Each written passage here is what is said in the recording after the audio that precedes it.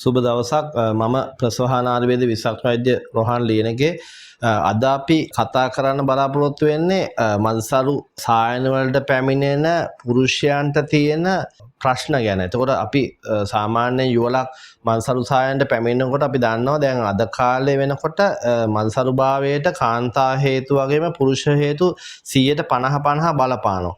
එතකොට මේ පුරුෂයෙක් යම්කිසි මන්සරුභාවයෙන් සිටිනවා නම් අපි නිතරම මුලින්ම කරන්නේ පුරුෂයාගේ බලන මන්සරුභාවයට හේතු. ඒ කියන්නේ ඔහුගේ ශුක්‍රාණු වල සරුභාවය කෙරෙහි යම්කිසි බලපෑමක් ඇති වෙනවද කියලා. එතකොට ශුක්‍රාණු වල සරුභාවය කෙරෙහි බලපෑමක් ඇති වුණොත් අපි වැදගත්ම ප්‍රශ්න ඒම පුද්ගලයෙක්ගෙන් අපි අහන්න ඕනේ ඉස්සර මේ විස්තරයක් අපි ලබා ගන්න. මේ විස්තරයේදී අපි නිතරම බලන්නේ එම පුද්ගලයාගේ රැකියාව ගැන ඉතාම සුපරික්ෂාකාරී. මොකද යම්කිසි විදිහට ඔහු රසායන ද්‍රව්‍ය වලට ඒ වගේ නිරාවරණය වෙනවා නම් ඒ රසායනික වර්ගවල හේතු නිසාත් සමහරට මන්සරුභාවය ඇති වෙන්න පුළුවන්. ඒ වගේම ඔහු අපි හිතමු ඊටාම දුරධාවනය කරන රියදුරෙක් වගේ නම් උෂ්ණ කෝෂ එක දිගටම කකුල් අතර තද වී තිබීම නිසා ඒ වගේ අධික උෂ්ණත්වයට ලක්වීම නිසා වගේත් මන්සරුභාවයක් ඇති වෙන්න පුළුවන්. ඒ වගේම යුද හමුදා සෙබළෙක් වගේ දිගටම යට ඇඳුම් තදට ඇඳගෙන පැය ගාණක් සේවය කරනකොටත් මන්සරුභාවයට ඒක හේතු වෙන්න පුළුවන්. ඒ වගේම ඇතැම් විට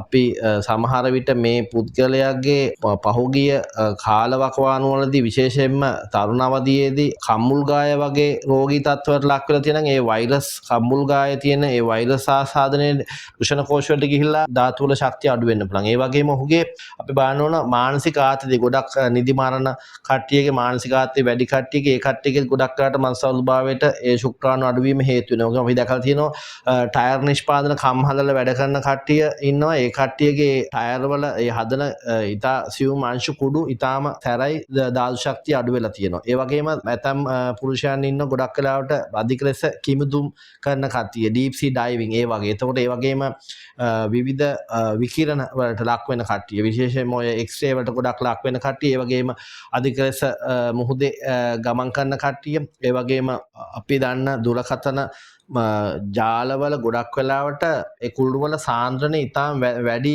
අධිධ්වනි තරංගවල එවැනි දුරකථන කුළුණු වල වැඩ කරන කට්ටියගේ එහෙම අපි දැකලා තියෙන ගොඩක් කරාට ශුක්‍රාණු වල ගුණාත්මක භාවය ගොඩක් අඩුයි. ඒතකොට අපි නිතරම ලෙඩාගේ යම්කිසි යුවලක් ආවොත් ඒ පුරුෂයාගේ විශේෂ මන්සරුභාවයට හේතුද කියලා පැහැදිලි රෝග ඉතිහාසයක් අපි ලබා ගන්නවා. ඒ වගේම ඔහුට ඉකිලිවල යම්කිසි ශල්‍ය කර්ම හර්නියා වගේ ඔපරේෂන් කරලා තියෙද කියලා අපි බලන්න ඕනේ. ඒ වගේම ඔහු යම්කිසි ඖෂධ ගන්නවද කියලා බලන්න ඕනේ. සමහර ඖෂධ වලින් විශේෂයෙන්ම ආර්ත්‍රයිටිස් වලට වක් ගන්න බෙහෙත් ඒ වගේම පිළිකාවට ගන්න බෙහෙත් වගේ නිසා සමහරට ධාතු ශක්තිය අඩු වෙන්න පුළුවන්. ඒ වගේම ඔහු විසින් සමහර වෙලාවට ඔහුගේ පොඩි කාලේ සමහරට වෘෂණ කෝෂ වලට යම්කිසි තැලීම් වගේ සෙල්ලම් කරනකොට ඒ වගේ ඇති වෙලා තියෙනවා. අපි මේ රෝග ඉතිහාසයේ ලබා ගන්න හිතාම වැදගත් වෙනවා. ඊට අමතරව ඔහුගේ වැරදි පුරුදු තියෙන පුළුවන් මත්ද්‍රව්‍ය මත්පැන් වගේ පානය කරන. ඒතකොට අපි දන්නවා ඒ නිකොටින් වගේ දුම ඒකේ තියෙන ඒ රසායනික ද්‍රව්‍ය සංඝටක නිසාත් ගොඩක් අය ශුක්‍රාණු වල ගුණාත්මක භාවය අඩු වෙනවා. එතකොට අපි විශේෂයෙන්ම මේ වගේ යම්කිසි පුරුෂයෙක් ආවොතින් ඔහුගේ සාපල්තාවට හේතු ඔහුගේ හැසිරීම ඒත් වගේම ඔහුගේ රැකියාව ඔහුගේ ඉස්සලා රෝග ඉතිහාසයේ සියලුම දේවල් අපි විමර්ශනය කරනවා. ඊට අමතරව අපි ඊට පස්සේ කරන්නේ ඔහුව පරීක්ෂා කරන. ගොඩක් අයට සමහර විට සමහර පුද්ගලයන්ට තියෙනවා ලිංගික බෙලහීනතාවය. ඒතකොට ඒකත් ඍජුවම බලපානවා සාමාන්‍ය ස්වාභාවික සංසර්ගයෙන් දරුපල් ලබා ගැනීම. ඒතකොට අපි එහෙම ප්‍රශ්නයක් තියෙනවා අපි ඒක ප්‍රශ්න හොයලා අපි ඒකට සුසු ප්‍රතිකාර ලබා දෙන්න ඕනේ.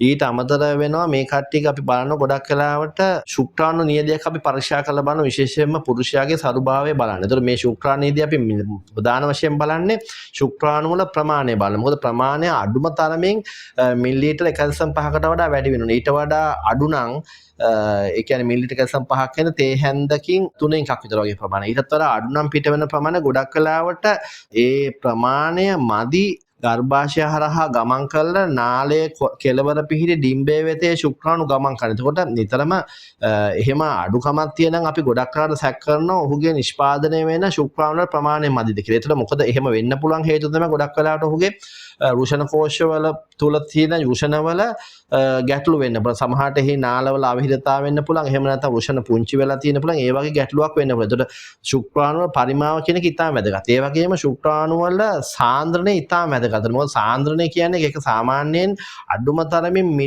මිලියන 15ක්වත් තියෙනවනේ මිලිලීටර් එක. ඊට වඩා අඩු නම් ගොඩක් වෙලාවට දරුපල ලබා ගැනීම ඉතාම පහසු වෙන්නේ නැහැ. එතකොට අපි අනිවාර්යෙන් අපි බලන්න ඕනේ මේකේ සාන්ද්‍රණය කොච්චරද කියලා. ඒ වගේම ඒ පීඩන වේගය, පිහිනන රටාව, ඒ වගේම ශුක්‍රාණු වල හිස මැද කොටස සහ වල්ගෙහි තියෙන අඩුපාඩු, ඒ ස්වභාවය, පිහිටීම, ඒ වගේ දේවල් ගොඩක් දේවල් අපි ශුක්‍රාණු වේදය පරීක්ෂා කරලා බලනවා. ඒතර මේ සියලුම දේවල් ටික අපි හරියටම ගණනය කළා හරියටම විස්තරාත්මක පරීක්ෂා කිරීමෙන් තොරව අපිට කිසිම පුරුෂයෙක් සාපල්්‍යතාවයට කිසිම ගැටලුවක් නැහැ කියලා අපිට අයින් කරන්න බෑ. ඒ නිසා අපි මේ සියලුම සියුම් කරුණු ඔස්සේ තියුණු පරීක්ෂාවක් ලක් කරන්න. එහෙම කළා තමයි අපිට පුරුෂයාගේ යම්කිසි ගැටලුවක් තියෙන්නේ නැද්ද කියලා නිවැරදිව දැනගන්න පුළුවන් වෙන්නේ.